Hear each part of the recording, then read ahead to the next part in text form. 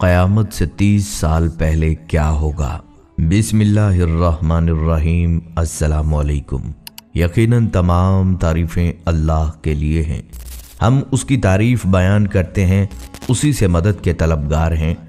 मैं गवाही देता हूँ कि अल्लाह के सिवा कोई माबूद बरहक नहीं। नाज़रीन, क़यामत की बड़ी निशानियाँ तस्बीह के दानों की तरह हैं। जब तस्बीह टूटती है तो दाने बिखर जाते हैं। यानी क़यामत की बड़ी निशानियां भी ऐसे ही तेज़ी से नमूदार होंगी जैसे तस्बीह टूटने से दाने ऊपर नीचे तेज़ी से गिरते हैं। क़यामत कब आएगी, इसका इल्म सिर्फ अल्लाह को है। अल्लाह के अलावा कोई नहीं जानता। अलबत्ता अल्लाह रब्बुल इज़्ज़त ने क़यामत की निशानियां बयान फरमाई हैं जो क़यामत के करीब ज़हूर पज़ीर होंगी, और नबी करीम सल्लल्लाहु अलैहि वसल्लम ने भी इन निशानियों के बारे में अपनी उम्मत को आगाह फरमाया है। आज की वीडियो में हम आपको नबी करीम सल्लल्लाहु अलैहि वसल्लम की हदीस मुबारका की रोशनी में क़यामत की निशानियों के बारे में मुकम्मल तफसील बताएंगे। आपको क़यामत की एक ऐसी निशानी के बारे में भी बताएंगे जो क़यामत से 30 साल पहले पूरी होगी। आपको न सिर्फ ये निशानियां बताएंगे बल्कि इन निशानियों की तरतीब के हवाले से अहले इल्म की आरा से भी आपको आगाह करेंगे। इन तमाम बातों के बारे में जानने के लिए वीडियो को स्किप किए बगैर आखिर तक ज़रूर देखिएगा। नाजरीन, अलामत क़यामत से मुराद क़यामत की वो निशानियां हैं जिनका ज़हूर क़यामत से कबल होगा। मुतअद्दिद अहादीस में क़यामत की बहुत सी अलामात मिलती हैं और क़यामत से पहले के बहुत से हालात अहादीस में बयान किए गए हैं। क़यामत के दिन की इलामात और निशानियां ऐसी चीज़ें हैं जो क़यामत से पहले रूनुमा होंगी, और इनका मतलब ये होगा कि क़यामत बिल्कुल करीब आ गई है। इन निशानियों को छोटी बड़ी निशानियों में तकसीम किया गया है। चुनाचा इनमें से छोटी इलामात अमूमी तौर पर ऐसी हैं जो क़यामत से बहुत पहले रूनुमा होगी, और इन्हीं में से कुछ ऐसी भी हैं जो रूनुमा होकर गुजर चुकी हैं और ये भी मुमकिन है कि ये बार बार रूनुमा हो। तो कुछ ऐसी हैं जो रूनुमा होने के बाद मुसलसल मुशाहिदे में आ रही हैं, और कुछ ऐसी हैं जो अभी तक रूनुमा नहीं हुई लेकिन वो बिल्कुल बाइना रूनुमा होगी, जैसे नबी सल्लल्लाहु अलैहि वसल्लम ने फरमाया था। जबकि बड़ी निशानियां ऐसी हैं जो क़यामत के बिल्कुल करीब रूनुमा होंगी और उनके बाद क़यामत कायम होने में बहुत ही थोड़ा वक्त रह जाएगा।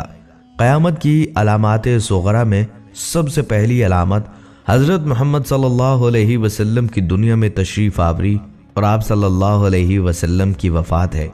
पिछली आसमानी किताबों में आप सल्लल्लाहु अलैहि वसल्लम का लक़ब नबीउस्साअता लिखा है, जिसके मानी है क़यामत का नबी, यानी आप वो आखिरी नबी होंगे जिनकी उम्मत पर क़यामत कायम होगी।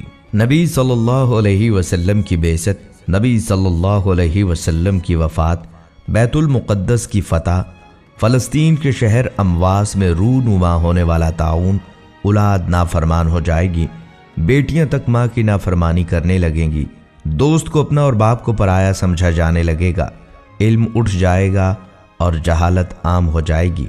दीन का इल्म लोग दुनिया कमाने के लिए हासिल करेंगे, ना अहल लोग अमीर और हाकिम बन जाएंगे, और हर किस्म के मामलात, ओहदे और मनासब ना अहलों के सपुर्द हो जाएंगे। जो जिस काम का अहल और लायक ना होगा वो काम उसके सपुर्द हो जाएगा। लोग जालिमों और बुरे लोगों की ताज़ीम इस वजह से करने लगेंगे कि ये हमें तकलीफ़ ना पहुँचाए। शराब खुलम खुला ही पी जाने लगेगी, जिनाकारी और बदकारी आम हो जाएगी, इलानिया तौर पर नाचने और गाने वाली औरतें आम हो जाएंगी, गाने बजाने का सामान और आलाते मौसीकी भी आम हो जाएंगे। लोग उम्मत के पहले बुजुर्गों को बुरा भला कहने लगेंगे, झूठ आम फैल जाएगा और झूठ बोलना कमाल समझा जाने लगेगा। अमीर और हाकिम मुल्क की दौलत को ज़ाती मलकियत समझने लगेंगे, अमानत में ख़यानत शुरू हो जाएगी। अमानत के तौर पर रखवाई जाने वाली चीज़ों को लोग ज़ाती दौलत समझने लगेंगे। नेक लोगों की बजाय रजील और गलतकार किस्म के लोग अपने अपने कबीले और इलाके के सरदार बन जाएंगे। शर्मो हया बिल्कुल ख़त्म हो जाएगी, जुल्म सितम आम हो जाएगा। ईमान सिमट कर मदीना मुनव्वरा की तरफ चला जाएगा, जैसे सांप सुकड़ कर अपनी बिल की तरफ चला जाता है। ऐसे हालात पैदा हो जाएंगे कि दीन पर कायम रहने वाले की वो हालत होगी जो हाथ में अंगारा पकड़ने वाले की होती है। ज़कात को लोग तावान समझने लगेंगे, माले गनीमत को अपना माल समझा जाने लगेगा, माँ की नाफरमानी और बीवी की फर्माबरदारी शुरू हो जाएगी, औरतें ज़्यादा और मर्द कम हो जाएंगे, यहाँ तक कि एक मर्द 50 औरतों का निगरान होगा।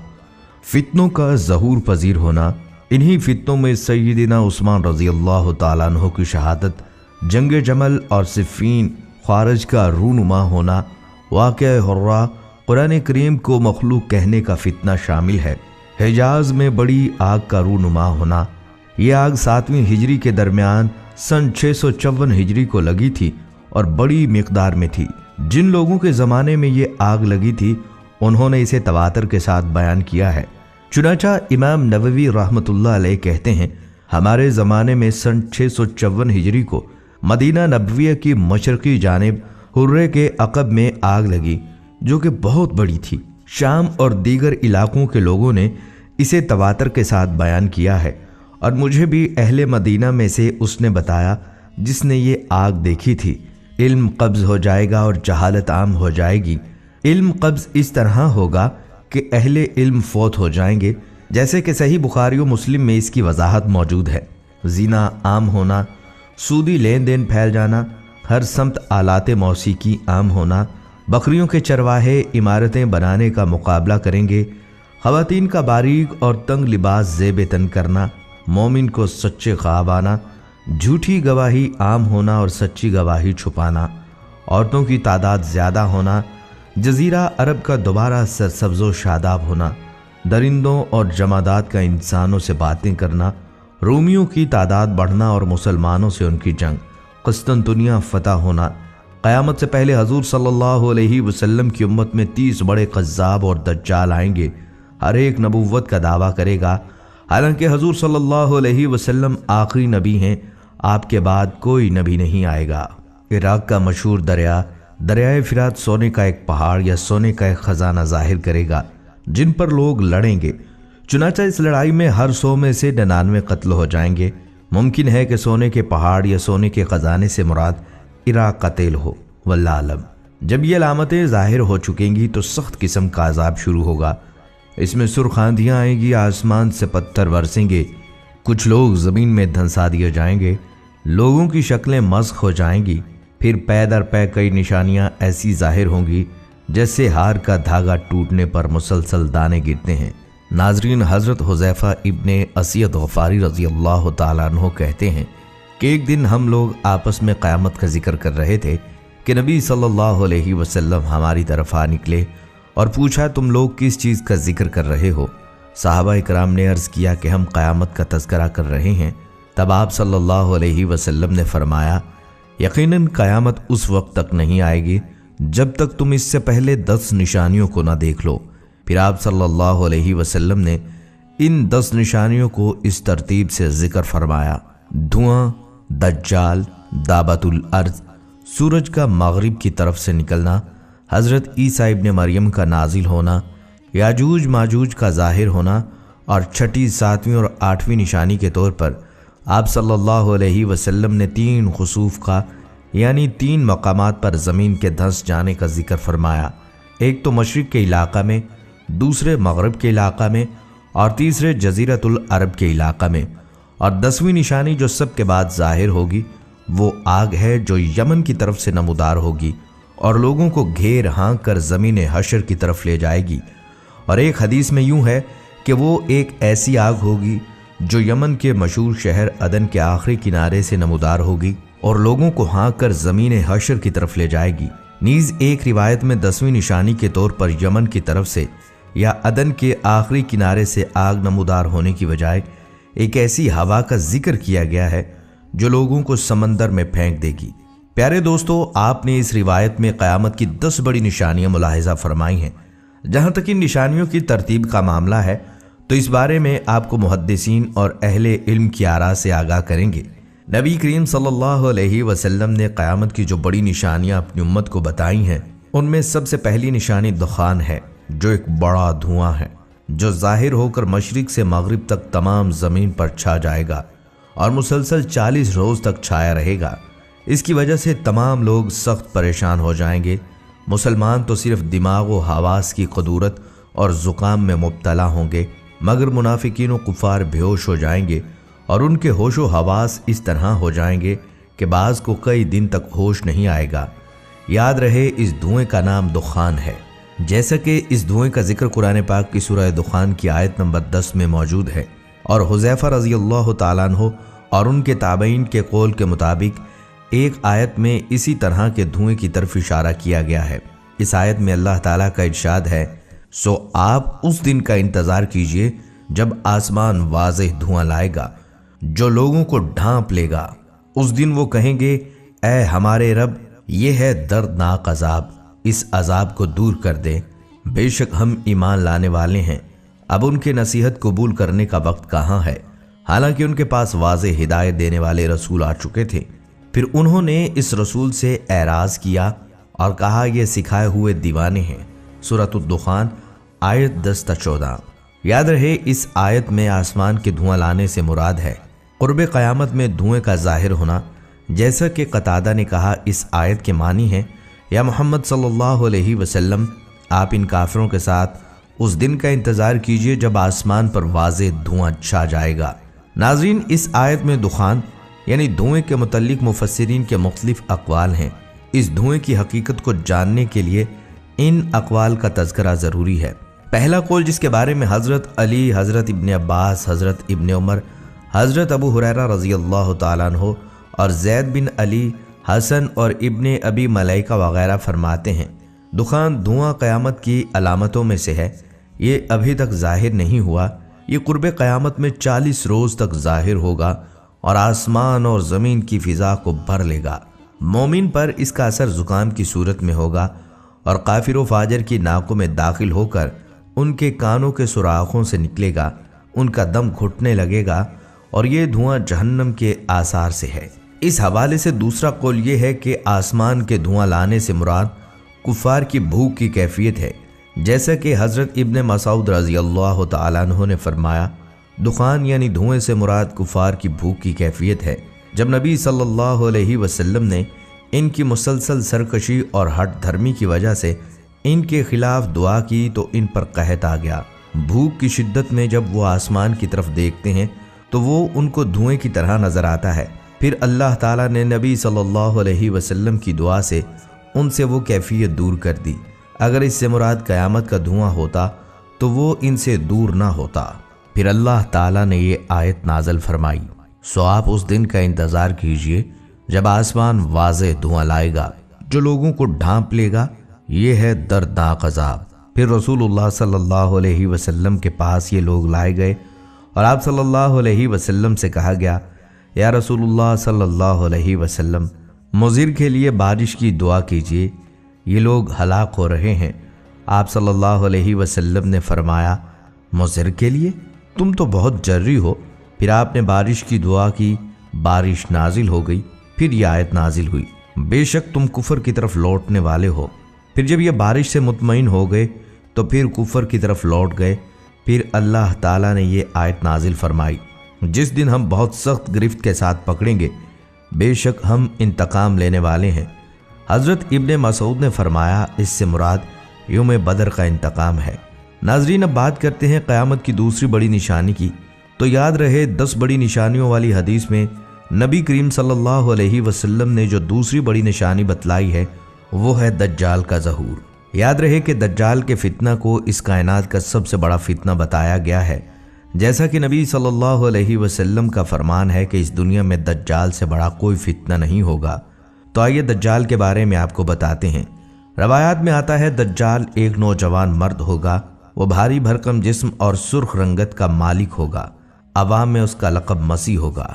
एक आंख से काना होगा और उसके बाल छोटे और घुंघराले होंगे।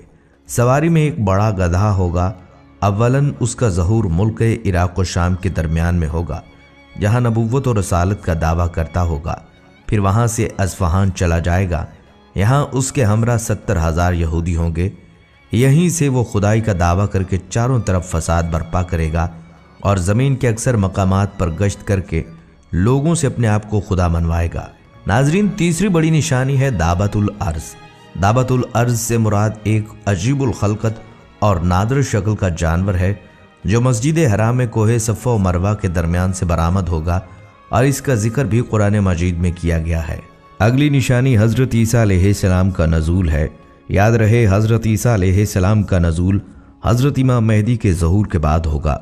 चुनाचा आप एक दिन शाम के वक्त आसमान से दमिश्क की जामे मस्जिद के मशरक़ी सफ़ेद मीनारा पर उतरेंगे और फिर दज्जाल को तलाश करके उसको दरवाज़ा लुद पर कत्ल कर देंगे। लुद शाम में एक मौज़ा का नाम है और बाज़ हजरात ने इसको फ़लस्तीन के एक मौज़ा का नाम बताया है। फिर आपका निकाह होगा और आप 40 साल तक दुनिया में रहेंगे और आपकी तदफीन नबी करीम सल्लल्लाहु अलैहि वसल्लम के साथ होगी। रवायत से मालूम होता है दज्जाल को हज़रत ईसा अलैहिस्सलाम कत्ल करेंगे। जैसे कि दज्जाल के ज़िक्र में इसकी तफसील आपने मुलाहिज़ा की, इस लिहाज से ये कहा जा सकता है कि दज्जाल और हज़रत ईसा अलैहिस्सलाम का नज़ूल यके बाद दीगरे होगा, यानी पहले दज्जाल का ज़हूर होगा और जैसे दज्जाल के ज़माने में ही हज़रत ईसा अलैहिस्सलाम का नज़ूल हो जाएगा, जो अल्लाह के हुक्म से दज्जाल का ख़ात्मा करेंगे। दोस्तों, अगली निशानी याजूज माजूज के इनखला की है, जो मज़कूरा हदीस की रूह से क़यामत की छठी बड़ी निशानी है। आपको बताते चलें, याजूज माजूज दरअसल 2 कबीलों के नाम हैं जो यासफ इब्न नूह की औलाद में से हैं। ये दोनों कबीले बहुत ही वहशी मगर ताकतवर थे। इनका ख़ास मशगला लूट मार और ज़मीन पर फसाद फैलाना था। ये कबीले जिस घाटी में रहा करते थे उसको ज़ुल्करनैन ने एक ऐसी दीवार से, जिसकी बुलंदी इस घाटी के दोनों अतराफ के पहाड़ों की चोटी तक पहुँचती है और मोटाई 60 गज की है, बंद कर दिया था ताकि इन कबीलों की चरादस्तियों से महफूज रह सकें। जब क़यामत आने को होगी और याजूज माजूज के निकलने का वक्त होगा तो दीवार टूट जाएगी। कुरान करीम की सूरह कहफ में बहवाला याजूज माजूज ज़ुल्करनैन के हालात बयान करते हुए फरमाया गया कि जब वो अपनी शुमाली मुहिम के दौरान 100 दीवारों यानी पहाड़ों के दरमियान पहुंचा तो वहां उसे ऐसी कौम मिली जिसकी ज़ुबान नाकाबिल फ़हम थी। ताहम जब तर्जुमान के ज़रिए गुफ्तगू हुई तो उन्होंने अर्ज़ किया कि याजूज माजूज इस सरज़मीन पर फसाद फैलाते हैं, लिहाजा तो हमारे और इनके दरमियान एक दीवार तामीर कर दे। और कुरान पाक में मज़ीद इस बात का जिक्र मौजूद है कि किस तरह ज़ुल्करनैन ने उस कौम को याजूज माजूज की यलगार से बचाने के लिए दीवार बनाई। याद रहे, ये जो दीवार बनाई गई थी वो कोई ख्याली या मानवी नहीं बल्कि हकीकी है, जो कि लोहे और पिघले हुए तांबे से बनाई गई थी, जिससे वक्ती तौर पर याजूज माजूज का फितना दब गया। जब यह दीवार तामीर हो गई तो ज़ुल्करनैन ने अल्लाह का शुक्र अदा किया जिसने ये दीवार बनाने और लोगों को आए दिन की परेशानियों से निजात दिलाने की तौफीक बख्शी, मगर साथ ही लोगों को ये बता दिया ये दीवार अगरचा बहुत मजबूत और मुस्तहकम है मगर लाजवाल नहीं है, जो चीज़ भी बनी है बिलाखर फना होने वाली है। दोस्तों, अब जिक्र करते हैं ज़मीन के धंसने का, जिसको मज़कूरा हदीस में 3 खुसूफ कहा गया है और आप सल्लल्लाहु अलैहि वसल्लम ने 3 खुसूफ का जिक्र 3 निशानियों के तौर पर बयान फरमाया। खुसूफ के बारे में इब्न मालिक ने कहा है कि अज़ाब इलाही के तौर पर ज़मीन का धंस जाना मुख्तलिफ ज़मानों और मुख्तलिफ इलाकों में वाक़ हो चुका है, लेकिन एहतमाल है कि यहाँ हदीस में जिन 3 खुसूफ का जिक्र फरमाया गया है वो पहले वाक़ हो चुकने वाले खुसूफ के अलावा होंगे और इनसे भी बहुत ज़्यादा सख्त होंगे। मालूम हुआ क़यामत की बड़ी निशानियों में से एक निशानी ये भी है कि रुए ज़मीन पर ज़मीन के फट जाने या धंस जाने के 3 ऐसे वाक़यात रूनुमा होंगे कि लोग बहुत खौफज़दा हो जाएंगे, क्योंकि उनके असरात बहुत ही हौलनाक होंगे।